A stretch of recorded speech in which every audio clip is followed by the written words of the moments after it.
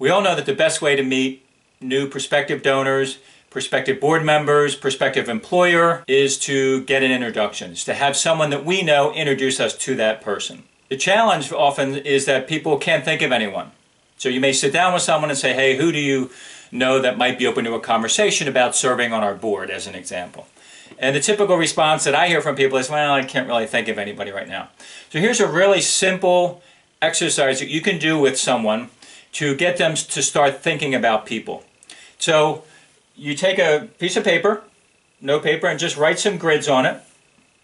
And then you might, depending on what you know about this person, if you know that they belong to a church or a synagogue, or maybe one of their hobbies is barbershop quartet, or that they work out at a gym, just ask them and go through different categories of their life. Now the next thing that you do is you have the person start writing down first names of people that they know in each category.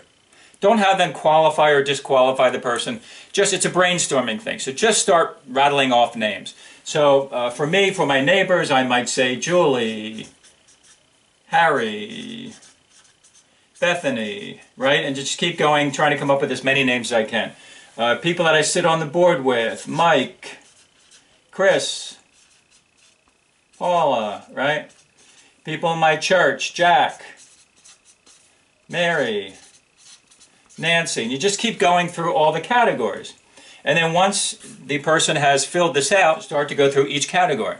So let's say we are an organization that serves people with disabilities, okay?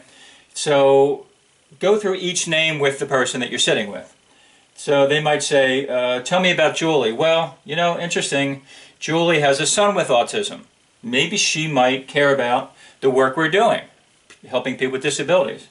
Harry does this, not so sure. Actually, interesting, Chris knows so-and-so. So it's a way to start getting the person thinking about their relationships. I call it a relationship grid. And you can use this, like I said, for any application. You can use it in your personal life if you're doing some neighborhood fundraising, if you're looking for new coaches for your kids' softball team. So it's very simple, very effective. I actually have a grid that you can download on my website, joetumalo.com. Hope this is helpful.